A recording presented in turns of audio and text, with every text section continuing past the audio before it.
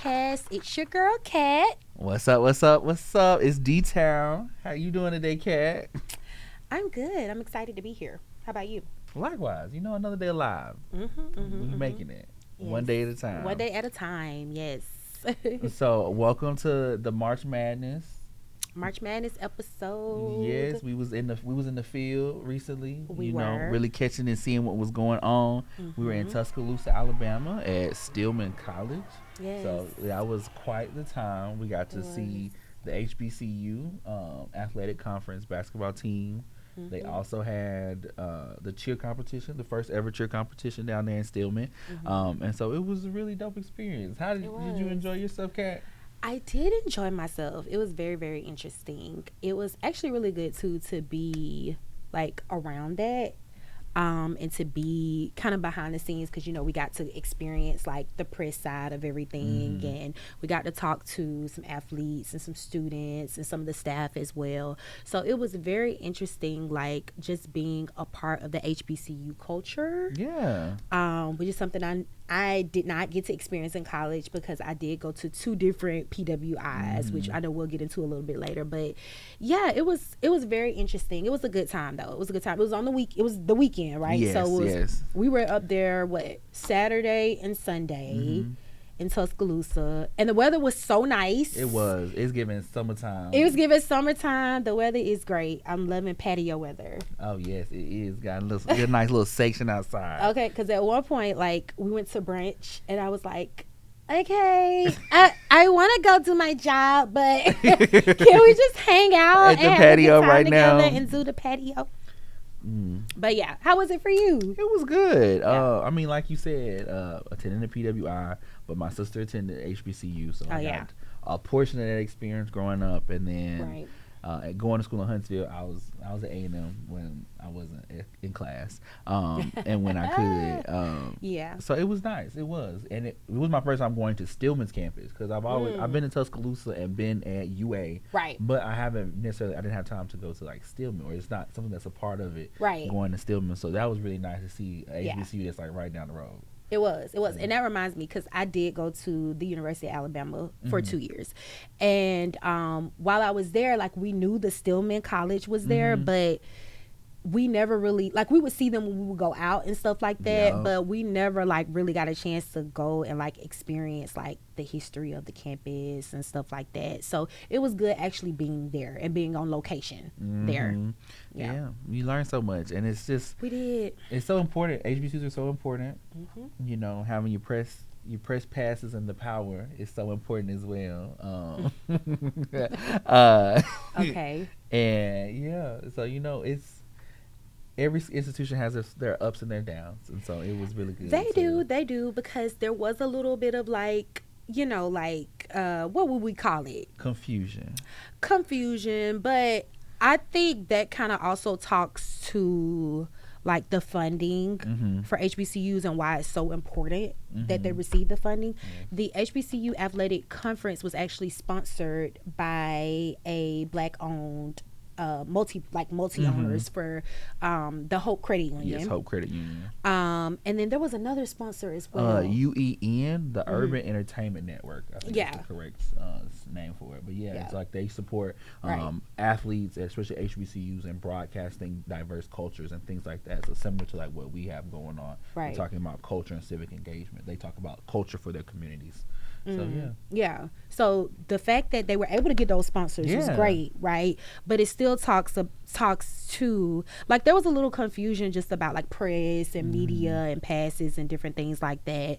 But we got it all worked out. But it just kind of for me, it landed on like why it is so important that these schools get max funding, that they have the exposure that they need, and that it's not just like even though it is a HBCU, it's still a huge school. It's first of all, it's historically a huge school, but also like the things they're doing, the big things they're doing, and to have that athletic conference was just was great. It is, and it generates so much revenue for the community. Right. Exactly. And for like to keep that money circulating these HBCU networks, because you have all these different HBCUs coming to one HBCU. Yes. And these are a lot of like the smaller schools, so you don't normally get like we don't know about them or like go as deep as them, because you know about the Howards and the FAMUs and the A&Ms. Yes, and the bigger named HBCUs. And so we get a chance to be with these like smaller colleges and really see like how they are still, they have the school spirit, they have the culture, they have the talent, and it's all those things are still at play, and it's real and it's important, and like you said, it needs support and funding to keep going and to be able to have the infrastructure there. And that also makes me think about this thing, that there was a team from the Virgin Islands there, and it was so cool to see them. Like they had the accents and everything, and it just was so like just like it was just, first of all, you really don't think of HBCUs in the Virgin Islands, but we have to remember it is the U.S. Virgin Islands, so it's still a part of the United States as well. But like I didn't put two and two together, right? And so we also like wanted to talk to them and interview them and stuff like that. They were a little bit like, no, we don't want to be on camera, but actually, y'all, we not gonna lie, everybody in there was like, we don't want to be on camera. Like everybody was like, where the camera going? Hold on. Hold on, let me duck. And that was another interesting part, because like, sir, we weren't even trying to capture you, but it's okay. Back to the Virgin Islands people. Yes, like they were super nice, and we actually like were trying to interview them, and they didn't really want to be interviewed, but we actually did do the interview, because we like sat there and had a conversation. We just didn't record it. But they were talking about like how HBCUs aren't a big thing in the Virgin Islands. Number one, because that's really the school there. Like there's not a lot of colleges or universities there anyways, but that's like one of the state schools. That's number one. Number two, they talked about the culture of fraternities and sororities. And I know you are in a fraternity. And they were saying like that wasn't a big thing there either. I don't even think they had fraternities. I think they had just one sorority. It was super interesting that, like the culture, like it shows you that, like, first of all, Black people aren't a monolith. And that also like there's cultural differences, like and how you move around, and within the HBCU whole dynamic as well. People that don't necessarily feel a part of it, but they're still a part of the narrative and things like that. And I mean, it's just like the civic engagement landscape, because like you having these conversations is how we change hearts and minds. And so it's like they don't understand how like, you represented this different portion of it, and it plays a role into this bigger picture, whether you know it or not. It's just like if you vote or you don't vote, you still playing a portion in what's going on in your world around you, and you can create change one way or another. Because I was just sitting and talking with one of the players, and I was like, well, who's the like, is it a I think I asked something stupid, like, was it a prime minister or something there? And they were like, no, we have a governor. I was like, okay. And I was like, yeah, like we have a court system and stuff like that. But he was talking to me about it. He was talking to me about funding and stuff. And I'm like, do you know what you're doing right now? Like, you're having conversations and you are engaged civically. You are engaged in your community, but you don't know it. Which is the point of this. You have ideas of how you want to create change, or how it should work, or how it shouldn't work. So when people say what's civic engagement, that's that. It's, you have the ideas, you know what's going on in your neck of the woods, you know what's happening in your hood, and you know how to fix it, and you know what needs to happen to fix it. But it's the part about getting into the action.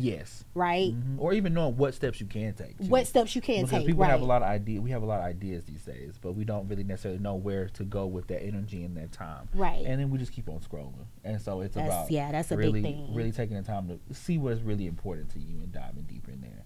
And each part of it plays an important role, because it's like sports is, you can love sports, and that can still be your way of being civically engaged. Because you got to think of economic impact of it, what's going on, and this is also organizing in a way. You get people all together to watch a March Madness game, but then you also tell them like, okay, we want to make sure everybody here is registered to vote.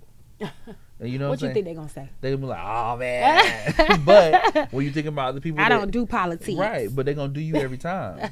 You want a team to come to your area. That involves everybody. Your economic development office. Yes. What do your politicians feel about this? Like, how are they connecting and like engaging with these people, and what types of teams and like do they stand by in their value system? Like that kind of leads me to Alabama being a state that doesn't have a professional team. Yeah, we don't. We don't have an NFL. We don't have an NFL professional or NBA professional team. And what does that, but people don't know the involvings and what's behind that. Like, it's not just we don't have a team. Like you said, it's about economic development. It's about who's in leadership. It's about investments and different things like that. Community investments. Like, I think they were trying to get something started in Birmingham, but a couple times. So a couple times, but it didn't work out with that. So it's a lot of politicking in that as well. Yeah. So is that, and then thinking about NIL deals now.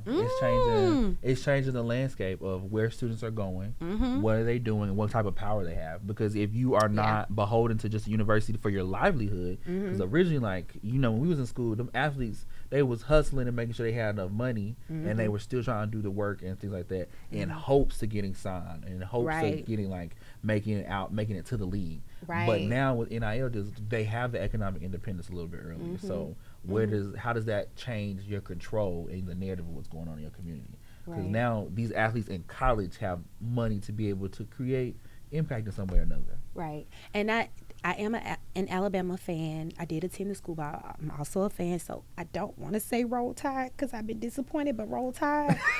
But that was the thing with that college as well. And y'all tell me if I'm wrong, but the university didn't want to put too much money into the NIL stuff. So like that kind of hinders certain players from joining the team. Yeah. And, you know, all that rigmarole. Yeah. I don't want to get too much into it on my part because I don't want people blasting me like, girl, you don't know nothing about sports. Yeah. And I don't. So, yeah, I just know, you know, what I see on the television. Yeah, but I mean, but the television is important because I know last episode we talked about representation and how it matters. Oh, yeah, definitely. You know, and so, like, we have these black players playing and really leading the culture, and they are representatives of the swag, the demeanor, the skill, and everything like that. But yet, where is their control at and what's going on and how they're treated? Black athletes are dominating football, basketball, these sports. And to your point, which I'm just now connecting the two dots, but Alabama doesn't have a national team for like NFL or basketball, right? But we also have some of the most HBCUs in the state. I think we have the state with the most HBCUs. Yeah. So like Alabama. Thinking about that correlation of like that lack of a feeder program, because we have all these talented athletes that are coming into our communities and leaving, or having to leave in order to find something to say, like to make money to be able to afford their livelihood. And so it's just like, it's crazy how much sports really does connect to the politics that are going on in our world around us. Definitely. And we can't overplay it enough because it's so important. Because where the culture leads, people follow. Thinking about Colin Kaepernick and things like that, making those stands for where things that matter, it's a part of the culture and it's a part of representation and like the power behind it. And when he did all that stuff, they said he was crazy. Yeah, but look at us now. We're still fighting the same thing. Exactly. Yeah. And like, so that kind of leads to our athletes that are black and brown. Are they like the ones that are putting so much into our sports culture and leading when it comes to sports, but are they truly beneficiaries of it? I find that's where we got to work. Like, that's where the equity side of things we're missing. Right. You know, there's so much sacrifice going on and so many like disadvantages and hurdles that are going on that we have to really change our way of moving about it. Just thinking about CTEs and like the things that are going on with football, like these players are leaving injured for the rest of their lives for like the love of the game, which I understand, like passion and competitiveness, but for you to have those life altering and then sometimes for you not to be protected afterwards. that's the part where it's like these sacrificing these black and brown bodies for no reason. It's hard on here. It is hard. And then also that kind of makes me think about, like you said, how their bodies are given to all of this. Like they're putting their bodies on the line, the injuries, all of that, like that comes with it. And then sometimes, okay, I was watching this documentary. Y'all know I'm a documentary I always fan. got a documentary for us, y'all. I have a documentary every time. I do. But I was watching a documentary about some of the players who were like huge players, and they won all these different awards. Like, I'm not sure it was some Hall of Famers, maybe not. But basically, like, they made millions, and when they left the league, had nothing because they didn't have like the financial literacy skills. So it's like, yes, we use these athletes to go out there and play the game, win, make some money for the school, bring the championship trophy home. But it's like, when you're done, you're just put out there in the world, and like there's no like teachings throughout that. You know, like, are they given an what would you call it, like a wealth management person or like a financial literacy person? Like, are they talking about investments? Like, where are they? Because from that documentary, they just had the money and it was going in the account, and they was at the jewelry store in the car lot and the big house for mama. You know, which is the stuff we do. You know, important. It's important, but is that also a problem? I feel like it does, and it's a part of the control in a way, because economic power is one of the quickest ways to control a community. Think about it. It's like looking for and having to constantly seek for economic control, because whoever has the bills right now can control what's going on one way or another. And so thinking about, what does that truly look like, and is it representational? So like, are you just getting the money just to look like you're getting the money, and they're going to get it off of you anyways because they built the system around it. It's still systemic issue. It shows how systemic issues still are at play into what we deal with in our culture, regardless. It like all leads back. Yes, it keeps on going back around. It keeps going back to everything that the black person has experienced in history. Yes. I'm thinking about chattel slavery and all those things. It's like, it's all going back. Or the entertainment. Like using the slaves for entertainment. Fighting each other. Like, just long enough for them to copy. And then resell and box it for themselves. And resell it as boxing. Yeah, or pickleball. Lord. You know what I'm saying? Just like creating those different things. And when you look at the sports that are high impact and high injury, you see who's those people who are normally playing it. Well, so do you think that these black athletes then, like, what's the benefit in choosing an HBCU over a PWI? Or what's the benefit of choosing a PWI over an HBCU? Or do we think that black athletes should go to HBCUs? I know there's a other thing, like those JUCOs, the junior colleges that some athletes go to before they go like into the other college, right? So, but some HBCUs are JUCOs too. So it's like, what do you think about that? You got me in a predicament. Yeah, I would like to hear what our audience thinks. Oh, too, yeah, for real. Yes. Drop down in the comment box and tell us what y'all think about that. Yes, because that's a whole conversation. It is, because on one hand you have the HBCU culture, which is you having the historical support. You're getting leadership and care from the people around you, because you got to interview the athletic director, and so like he was talking about one of the biggest things with coming out of the HBCUs was leadership. So learning how to lead among black people and learning to be a leader in front of all people. I think that's something that HBCU does really help you with, and also with that you being around people that look like you and have a similar lived experience, so you can empathize or sympathize with you a little bit better. But when it comes to like facilities and like resources, HBCUs need more resources. They do, so that they can be able to probably compete with the exactly. PWIs. That's it, David. That's the issue. That's the issue. It's like, how can you compete with the university on that high of a level when you don't have the resources? That has alumni donating like crazy amounts of money because they're not from disenfranchised communities. Right. But that's the other thing too, though. Like, I think I was watching a podcast and they were talking about the alumni and how alumni do need to give to their schools, the alumni of HBCUs, because that's where the money comes from. Like, that's where a lot of the funding comes from. And a lot of schools are close to shutting down programs and different things like that because they don't have that alumni support. And so he was basically arguing, saying there should be alumni support. Like if you went to a HBCU, you should be sending your $10 a month to continue to support. Because if we didn't have those colleges back then, there would have been no education for us. There would have been no degrees. There would be no degrees. No economic, some sort of power, upward mobility. Right. There will be no the Tuskegee Airmen. Yeah. Engineering programs and different things like that. Like we created that, y'all. Yeah. And so I mean, this is all so important, and it's the reason why I'm glad we got a chance to go to Stillman. Yes. And really see what's going on and like be around some of the students, see the environment. Yeah. We got to interview some cheerleaders and some students from Talladega. Yes. And so it was really great seeing them drive an hour and a half across the state to go see their team fighting out and duke it out for that championship game. That game was good. Oh, that game was so good, y'all. The women's, oh my God, they was playing. They were playing their sis off. It was great. It was like really good. Like I enjoyed being there watching that. Yeah. And it was two halves. Right. Yeah. Yeah. But them halves went by so quick because I was like in it. Yes. I was in it.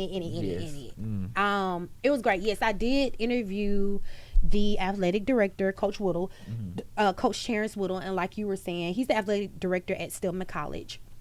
He's also the baseball coach there too. And like you were saying, he talked about a lot about leaders, bringing leaders out of this so that they're just not leaders in their school, but they're leaders when they leave as well, leaders in their community, which like as we see from HBCUs, the amount of leaders that come out of those schools. But I did want to ask you this, Devin, because like we both mentioned, we did go to PWIs. I went to the University of Alabama 2 years, and then I ended up at Troy, at Troy University. And I'll kind of talk like my experience. Like it was interesting. Oh, I don't want to tell. I don't want to tell because I don't know how far we can go on here. But there was an experience where like some of the students were throwing banana peels out of the windows. And so my first day on campus after moving in, and this was 2011. So it was, I kind of was feeling like, and then I also wanted to pledge, and then some stuff was going on with the sorority on campus. They actually stopped the entire line. Oh, yeah. They weren't even able to be on campus for like a couple years due to some stuff. So it was just an interesting time there, but I'm so happy that I finished up at Troy. It was a good time. I came back home and I started working 2 jobs and going to school. And so I will say HBCUs and community colleges and different things like that are a great way to go because you're able to still get your education and then also still be able to kind of take care of stuff at home as well. But how's your experience at UAH? It's like I said, we had some of the resources, and that was the resources. The resources were nice, and like the scholarships that were available for me there were really beneficial.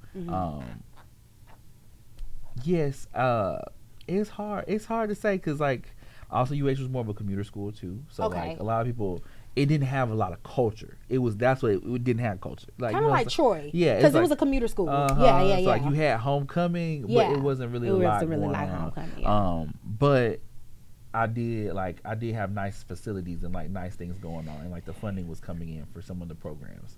Yeah. Not all the programs, but some of the programs. And so like that was nice, but you really had to search for community and find. I was about to say that's the part I missed. Yes. And if I could do it over again, I probably would have joined those groups, like those Black Student Union groups and stuff like that, because I know they have those on campus. I don't know now since DEI is DIE now, but I know like there were a lot of those groups on campus that if I could go back and do it again, I would have joined those. Yeah. But I didn't feel community. No, you don't feel community off the bat. It's just a lot of.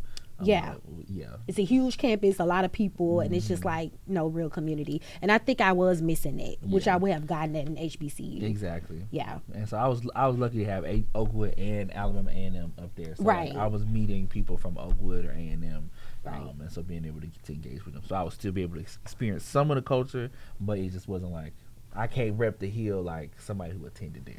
Rep the Hill. But yeah. I just know about the Hill from BET. College Hill. College Hill.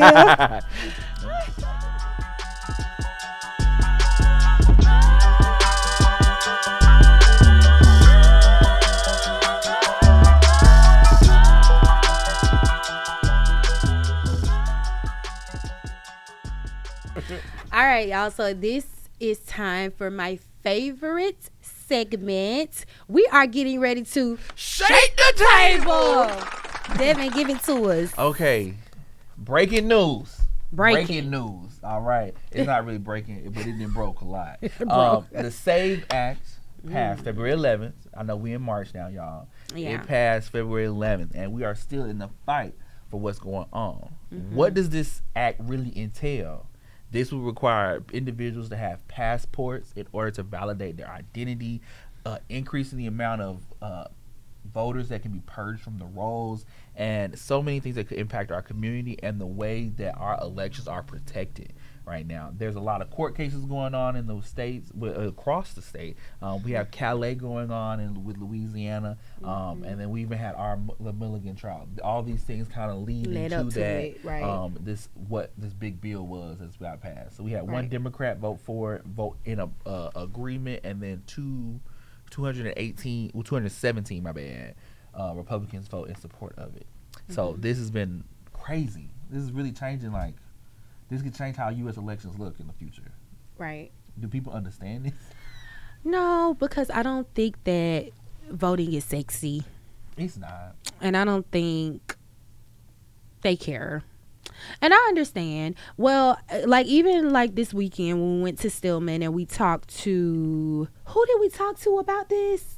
And they said, no, why, it's just why do we, oh no, this is not when we went to Stillman. We went to Huntsville as well. Yeah, Huntsville. And we talked to some of the students. Yeah. Devin did an amazing presentation about community engagement and civic engagement for college students, and we went to A&M in Huntsville and talked to some of the students, and we were just kind of talking about the history of voting and why it's so important and what the folks that fought for and what our ancestors went through to give us the right to vote. Yes, come on. All my life I had to fight.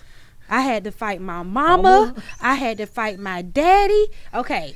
So, yeah. And we were talking to the students, and they just basically told us what was up, what the real was. We don't care. Yeah. And these were criminal justice students. I think it was a parole and advocacy sort of class. And they cared, of course, after the education part of it and stuff like that. But they were saying, if you go to the block, if you go to the hood, that is not what they care about. What they care about is addressing the immediate need. Money. Yeah, resources. Like we were talking about earlier, childcare, food, how I'm gonna pay that power bill, how I'm gonna pay the gas bill, light bill, how I'm gonna put some gas in my car, how I'm gonna get a car, how am I going to get transportation? And we already know public transportation, how ineffective that is, or it's effective, but how it's not the infrastructure. Right. And so that, I already knew this, but it kind of just made me kind of snap back into what are we doing this for? What's the reason? What's the reason? Because we got breaking news. The SAVE Act. It's going to require individuals to provide documentary proof of U.S. citizenship, passport or birth certificate. Requires photo identification. It's going to take effect immediately upon enactment, right before the midterm elections. And then it's going to threaten mail registration and require online registration systems to be completely overhauled. So you're saying all this, and they're like, okay, what? What does that have to do with me? Because I don't vote no way. And if I did, what does that have to do with me? What does it do? Yeah. So I think it's a struggle, y'all. It's a struggle being in this position because I love what I do and I love doing things like this and having these conversations. But sometimes you get kind of apathetic or you get discouraged because I totally get what they're saying. Why would I care about going to walk to the booth and vote when I don't know how I'm going to feed my child the next day? So, do I got to go to work?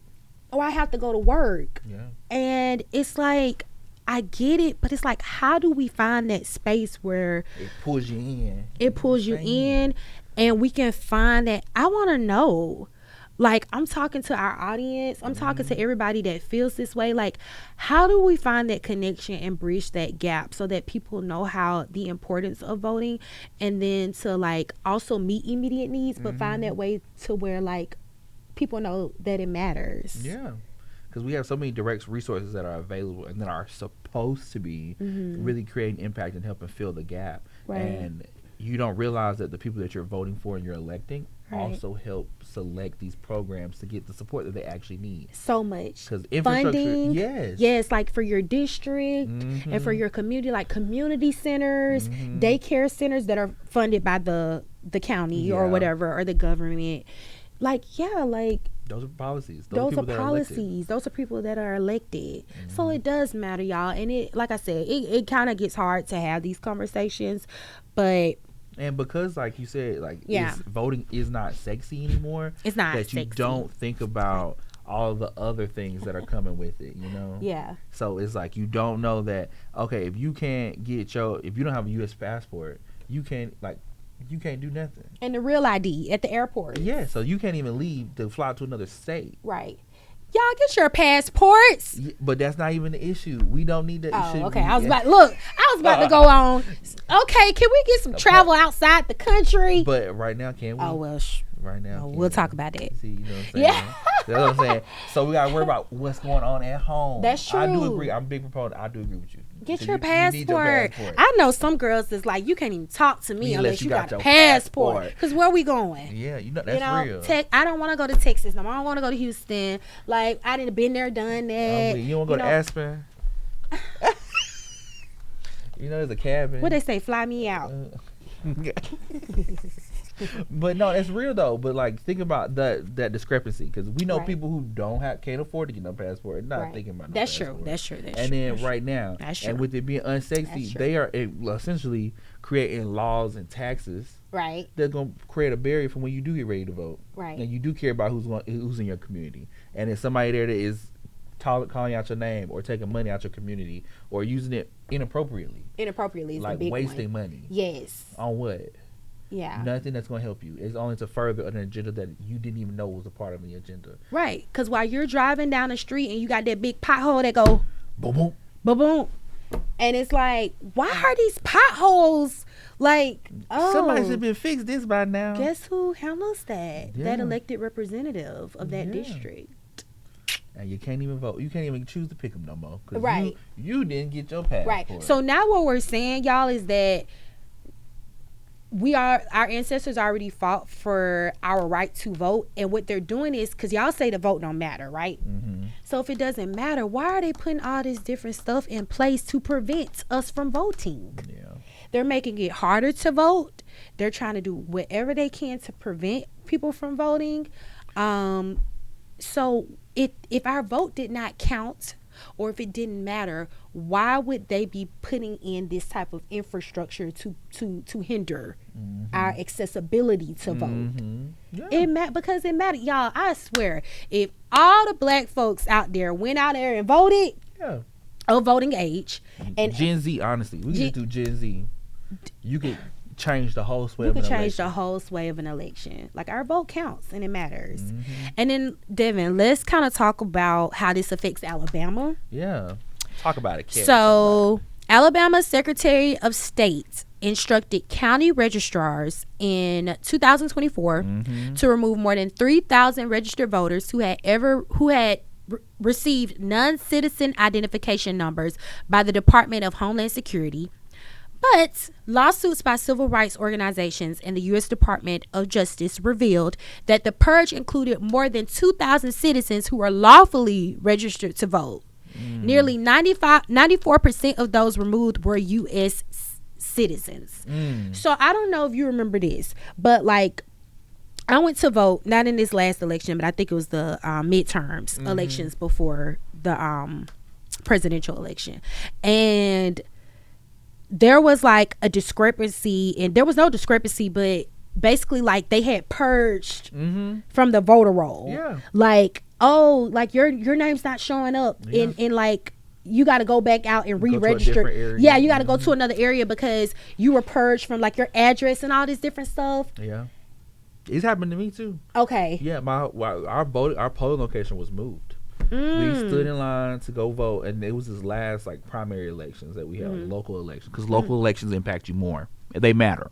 Clock that. Clock it. And we found we had a whole different voting location. We had been voting at the same spot ever since I was a little kid. Wow. I was raised going with my grandma to go to the polls. So right. I was sitting in the lab reading. It said, which one we bubbling in, Sadie? It said, this one right here. Miss Sadie. Miss Sadie. And we go down there today, and they're like, oh, y'all at the wrong voting location. Now, granted, we had the resources, and we're fine. We were able to go to the next location. Right, but resources, yeah. If I had it, if I was on a time crunch, those different things, I would not have voted in an election because now I got to go do something else. Exactly. My plans have changed. Or you got to go back to work. Yeah, exactly. Because you only get an hour, right? Exactly. Yeah, you only get an hour. And most people don't even know. You are legally required. You're legally required to be able to go vote. To be able to go vote and take an hour to go vote. And I think it's outside of a lunch break. Yeah, it is. Yeah. Sure. That also speaks to one of our member organizations, Rolling to the Polls. They provide rides to the polls.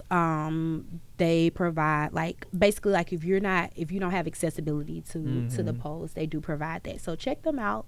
Rolling to the polls. If you ever want any information, volunteering, yes, or if you need information for you or your people about how to get to the polls. Yeah. That was really good. Sorry, y'all. Really good highlight. The pollen, the spring. That March, them them April showers, yes. spring flowers, May flowers, but we in March and in Alabama, so we get every day, all the time. What happened to them 6 weeks we were supposed to get from that groundhog? Did he show? Weeks, yeah, he saw his shadow. We supposed to have 6 more weeks of winter. Have you seen it? I didn't even know that happened. They said they was gonna throw him on the grill. I thought that was European. Is it? I remember Groundhog's Day, but that groundhog always see his shadow. Do we have are you off that day? No. Oh. That's why don't nobody care about that groundhog. I don't know why I thought that was European. So is this something big for the farmers? No, because they said the groundhog show, that means the plants, right, and the crops. I think it's with the planning with the weather. It's like if it's supposed to be the the almanac. Yeah, kind of like the almanac. Yeah, but it's been wrong a lot. The almanac has? No, the groundhog. The groundhog has, yeah. Trusting the little groundhog. The same little fat joker. But I got us off topic with that groundhog. But 2/3 of black people don't even have access to a ballot passport to even be able to vote now if this continues to go into effect. And then the birth certificate. Exactly. Y'all know how hard I know y'all know. Your mama got y'all's birth certificate at home. And if y'all are in college right now, you don't know where it's at. You don't know where that birth certificate is. So how you gonna vote? Ma, can I have my birth certificate? Well, make sure you bring it back. Right. My birth certificate? Holding it for ransom. Right. I don't really want mine though, for real. Mama, you can keep it because I'm gonna lose it. But even if you don't have it, or like you said, if you don't have it, going down to the birth records place or the department, it's a hassle. All this stuff. So what they're doing is trying to make it so much harder for folks to vote. And it's show me your birth certificate. Between the ICE and the SAVE Act. Where are you from? They in all our business. Where are you from? The wrong business. They need to pick some other business to be in. It's sad. Please. It's sad. And it keeps impacting our communities. And thinking about HBCUs and those college campuses, you're in college for 4 years. And the average nowadays is 5 for you to be in college. Right. And so 5 years of your life, think about what you can change in your community that you're gonna live in day by day. Because that little summer break, and honestly, once you get to a point, you don't go back home for summer after you get to sophomore, junior year. You in your college town. I didn't go home. You didn't go home. Yeah. After I got my apartment, what was I going home That's for? true. I had that an makes apartment sense. to stay in. Yeah, that makes sense. Thinking about that, you control a lot of the things that you're impacting and shaping your community in the way that you want it to see. And if you start freshman year, you can have a community that you wanted to be by senior year or your super senior year, depending on how many years it took. Senior. So it's just so important that this things like this, the SAVE Act, we are aware of it, of the challenges and the barriers, because it's no longer them asking us to sing the national anthem in perfect pitch. Voice and sing till earth and heaven ring. That's it. Oh. With the harmony. Stop. I can't sing like that's the national anthem. That is. Yeah. That is. Oh, well, I can't lie. The Whitney one, that's the national anthem. That was a showstopper right there. That was the national anthem. Yeah, she switched to the. Okay. But we're going to keep that legendary voice and sing in all 3 verses. Or 6. You'll be at church all day. You will. Sing it 3 times. And don't break out in You get the spirit. You're gonna be there all day. But moral of the story is know what's going on. Know what's going on. Know what's going on in your community. Yeah. And be prepared for these challenges and these barriers that are in our way. Because they want to make sure that we fail. And I think a part of the Souf podcast is to make sure that the South don't fail in that way. Right. Okay. You see that shameless plug. Shameless plug, the South podcast. But you know, ready? It's time for the game.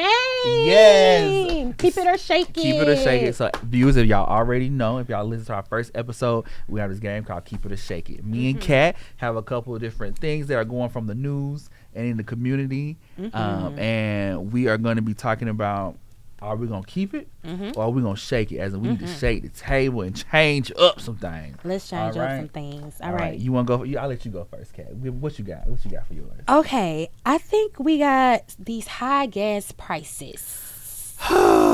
We shaking it. We shaking it. Definitely shaking it. Definitely shaking it. So we know that, you know, ever since, well, actually the gas price has been high for a while. They have been. Yeah, they've been high for a while, but we have seen a little uptick ever since there has been some activity over in Iran. And it's caused some higher gas prices. And I regret having to get 93. Ooh, yeah. The one car is 87, the other one mid grade, and I already be crying about. And which car is mid grade? I don't know. I want to know which car is mid grade, cause I just know the unleaded and the 93 and the premium. Yeah, well, I want to know which cars get mid grade. But anyways, yeah. So are we keeping or shaking these high gas prices? We gonna shake it. I want to shake the table. Honestly, that means alternate fueling, you know what I'm saying? And, you know, for our environment, alternate fuel resources, where that comes from. And also, do you all know that your elected officials also has a control of a little bit of the cap for the gas prices? Yeah. I didn't know that, David. So there's a budget that actually they can use in times of, like, when it's high gas prices are coming down the way. They can have a little buffer range, so they can set it a little bit lower. So, like, in the past election, they lowered it. They ended up lowering it. They ended sure up did. Giving more funding to this to end up lowering the gas prices, so that you felt like you weren't really getting hit by this economic instability, which is crazy because, wow, how long has that been going on and we didn't know nothing about it? That's crazy. That's crazy. And then also, we know that Congress, the U.S. Congress, are the ones that have the power to declare war, right? It's supposed to.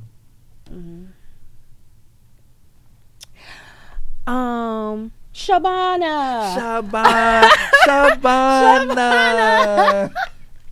Oh, Naja, y'all, our queen of Pakistan. To get her all right, to go over there and get it and help us negotiate.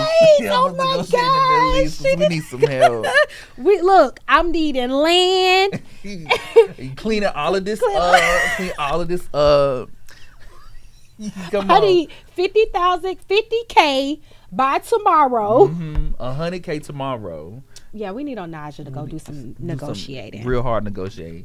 But speaking of needing help in the Middle East, the U.S. government has been using Claude. Shout out to Anthropic Claude, because it does have nice humanitarian ideals. But they've been using it in the war.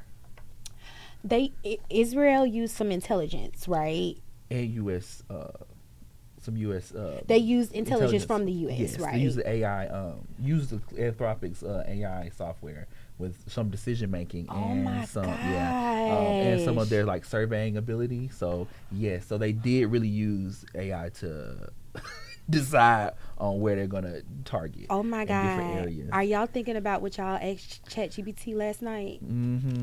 Y'all know how many gallons of water y'all use asking ChatGPT that question? The data centers, Yeah, let me tell you now. If you ask him that man wants you, he don't. Stop asking Chat. But I can't tell y'all that on good conscience no more because the U.S. government asking Chat to. That is crazy though, David. Yeah, but this is also it's outrageous. right after Trump banned Anthropic as leftist AI. Yes, because they wanted full control.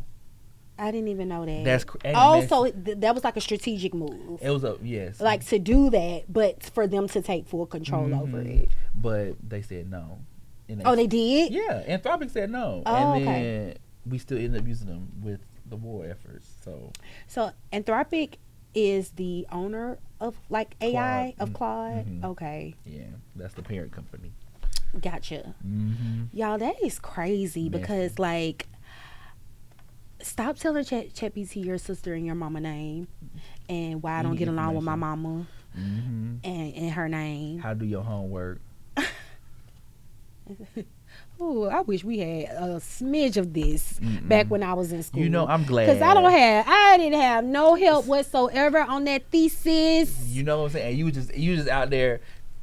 I'm talking about y'all. I was in the library. Pulling them books. Pulling the books. Troy Montgomery campus. Pulling books. I need this resource. Hold on, no. I went to AUM for grad school. So I was at AUM's campus for grad school, like pulling books up off of the library shelf, highlighting and all of this stuff, reading. And it took months to complete a thesis. An abstract and a will to live. That's all you had. Oh my gosh. And then I was doing a thesis on like public goods and segregation, the effect of segregation on public goods. Yeah. That sounds good. That sounds good. Yeah, I'm real nerdy. Sorry. That piqued my interest. It was also so good that my professor said that I should think about doing a peer review and getting it published. You didn't get it published? I didn't. I was scared. Girl, you should get that published. I felt that, that imposter syndrome. We're gonna talk about that in another video too. But yeah, so anyways, y'all are so, I give it up for y'all this ChatGPT, this AI Claude, because we had none of that. The closest thing we had to some summaries was some abstracts. Abstracts. That's all you could read. Oh my gosh. Just them abstracts. Like literally going through articles. We had an online article library database. The JSTOR. The JSTOR. Hey, we be researching around here. Do y'all know what JSTOR is? Like, come on now. Okay. So are we keeping or shaking the AI? I kind of want to keep it because it may be making better decisions than some of y'all, but we really got to scale back. Yeah, I believe that too. I think we need to shake it, right? But we need to shake it with reform. You know what I'm saying? That's a good one. Thinking about how we can really use AI to help us for the actual goal, not for just the regular stuff that we can use our brains for. That's a good one. All right, so we got up next. Keep it or shake it. Bill and Hillary's contempt of court. Lord, y'all, Devin wrote this one. I didn't. He came up with this one. I'm sorry. It's just been messy setting up interviews. Bill and Hillary back in the courtroom.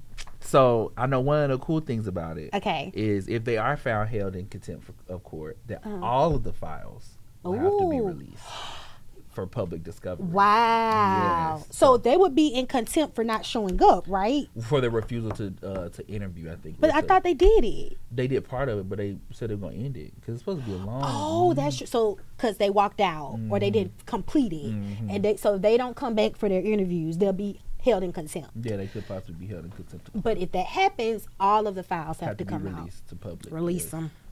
1, 2, 3, release them.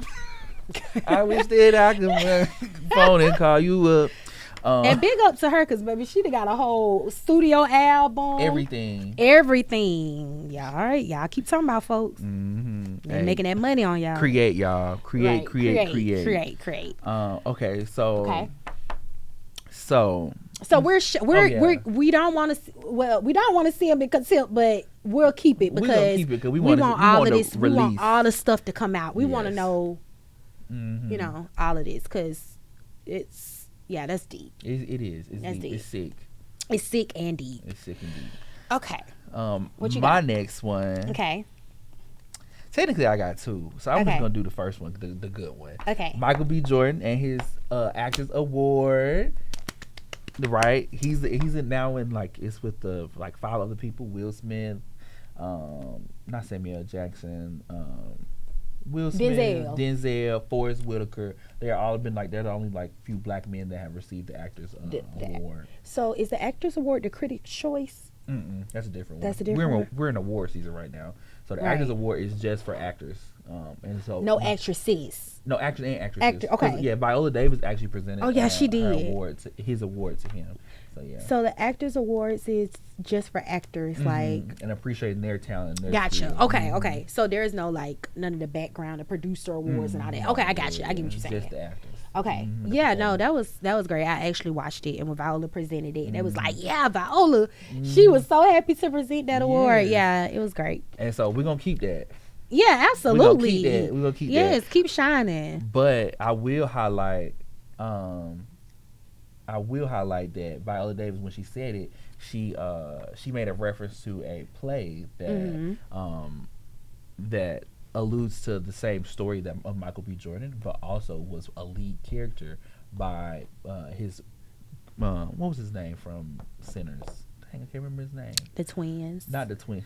I just not Smoking Stack, but the co-star, the old old black dude who played Delroy. Yes, Delroy. So he played that same role that she had made a reference to. Oh wow! Yes, and it's really dope because it's coming off of the really messed up stuff that went on with the BAFTAs and the N word being said. It was shouted when Michael B. Jordan and Delroy were up there announcing with the guy that had the Tourette syndrome. Yes. And so are we keeping or shaking that? Well, the thing is, it's just like, why did it have to be the N word? Like, why couldn't it have been bubble gum? You know. You wanna chew all of my bubble gum. Raspberry grape cherry, come and get this honey. Yeah. So, like, why couldn't it have been? Anything I don't know. Because you could just said the F word. Just right. Like, why did it have to be that? I just didn't understand that. I mean, it could have been toenail. You know, like, I don't know. Well, and it's also thinking about, like, when thinking about individuals that live with Tourette's, like those phrases and those terms. Like, I know this one girl, she like see something and she'll start like saying its name. Like if it's a squirrel, she'll start imitating the squirrel and things like that. She imitates it. Yeah, she'll imitate it. And so to your point, it's like how we need to change the use of this in the narrative, like in our world. So because what if he never learned that word? Because why do you know that word? You know what I'm saying? Okay, because it is in music and it is in movies, but it's often used in the culture, right? Like even if it's in music or it's typically from a black person. If it's seen in movies, it's typically a black person talking to another black person. So like you said, like I don't know where that person would find. Yeah, who was using this around you? That's all. So yeah, we definitely shaking that part of it. Yeah, we're gonna shake that one. All right, Devin. So for our last one, our last keep it or shake it, we have Miss Amazing Jasmine Crockett lost her U.S. Senate seat to James Tallarico. Am I pronouncing it right? You know we don't. Tallarico. We not subscribing to them. Okay. Yeah. Well, yeah. I'm sad. It's sad. Yeah. It's sad. That's my girl. She could have, but you know, this is an important part of the democratic process. It is. You know what I'm saying? Very much so. Keep a C3. It's a very important part of the democratic process. It is. And being able to understand if the people truly represent it. I know we had some issues. Yes, there was some issues, and I did want to kind of get into that really quick. Yeah, tell us about the issues. So, according to the Dallas Morning News, voters in Dallas County were rerouted. This is the day that the people went to vote for Jasmine or James. Voters in Dallas County were rerouted to their assigned polling precincts due to a switch prompted by the county opposition party. The move was expected to cause confusion for voters who had grown accustomed to a countywide voting system in place since 2019 that allowed them to vote in any center regardless of their address. And this left a lot of Texas voters surprised, frustrated, and some were unable to actually get their votes submitted because of the change. So, y'all, this just goes into what we was just talking about. What we were literally just talking about. Like, they will try anything to, which this is a little different because this was like a primary. So there were two people from the same party that would go from the primary elections into the midterm elections. So whoever would have won that primary election would be the representative for that party in order to go to the actual midterm elections. Right. So this is essentially we're figuring out who the opponent is going to be for the other team. Right. So yeah. So it's interesting because while this may have been a move from the opposite party, and like they say, well, at the same time, it was two people from the same party that were, so there shouldn't be any infighting or anything, which I don't think is that. It's just about fairness and to make sure that the person that got elected was duly elected. When it comes to these races, fair is fair, but that is if everything is done properly through the right processes. Yes. And so that was the thing with this is kind of an alert, right? Because it's like, okay, what is really going on, and are we really protected, and are the people that we want to be representing us actually being there? And especially with thinking about the Democratic and the Republican Party, they have had. There's been issues with the representatives really representing the issues they align with. Right. Both parties. What is the reality of what's going on? Right. So it's two different things, and also it's kind of like when you're trying to figure out your bracket and you're trying to see who's going to be going up against each other and who will make the best decision. Right. And sometimes that is the part, but sometimes we need to really just go for the right person that we really want to see and double down on it. And that's a good way of describing it, like a bracket. So you'll have, in a primary election, you'll have two people, two teams, right? But they play for the same team. It's kind of weird. So it's let's say two players from the same team that battle each other. Those two players from the same team to make it to the next seed or the next bracket. So those two players in the primary will go up for election, and whoever wins from that seed will go to the next seed, who will then fight the person from the opposite team that won from their primary election. And so we're whatever your party is, you're rooting for either one of them to make it, because that's really not the point, but it's who better represents you from that party too, because parties aren't a monolith either. No. There's some people can be fiscally conservative, some people can be socially liberal. It's different ways, within that party or whatever. But it's what do y'all are we scared of Jasmine Crockett? We don't want her to get to that position because the girl got brains. She's tough. She's going to say what she means. She's educated. She's so smart.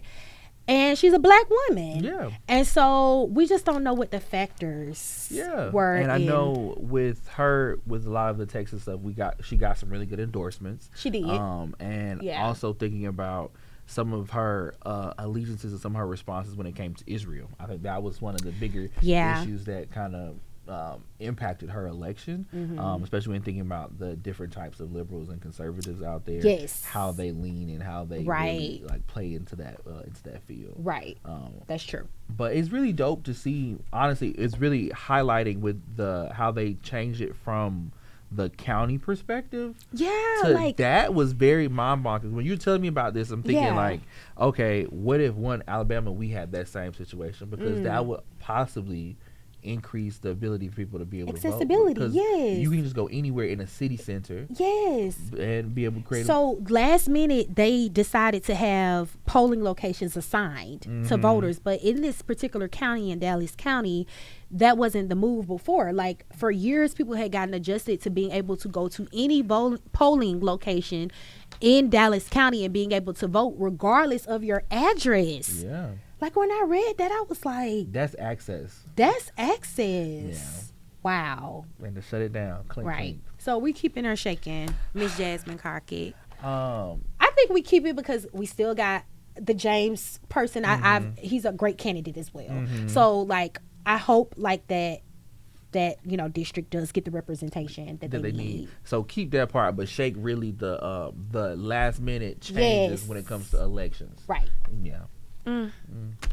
Well, Devin, you got anything else for us today? You know, happy Women's History Month. Happy Women's History Month. Yes. Happy March Madness. If Happy y'all March gambling, Madness. I hope y'all win. Y'all hit it big. Right. Give me a couple dollars if y'all got it. Yes. But yeah, happy Women's History Month. Most importantly, shout out to all the women out there that is really creating change and impacting our communities. You know, I love women. I love Black women specifically. Yes. And you know, y'all are the movers, the shakers of our world. Yes. And so definitely want to highlight and uplift y'all as much as we can. Right. And with the next episode, we will be getting into the nitty and gritty of like about that. Yeah, talking about of all things celebrating women and the success and everything. Just what it takes and what it involves being a woman. So yeah, I'm excited for y'all. Yeah. But thank y'all again for rolling with us at the Souf Podcast. I'm D-Town. And this is Kat. I'm Kat. And if you're doing something that matters in our state and you want us to tell your story, hit us up at Shake the Field AL so you can share your story about what's happening in the field near you.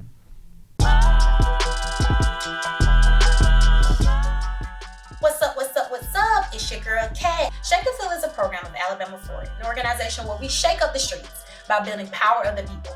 How do we do that? We're building power across Alabama through coalition organizing, voting rights, economic justice, real systematic change. Learn more at alabamaforward.org or visit us at Shake the Field AL. We can't do this work without you, so we need you to visit the link down below.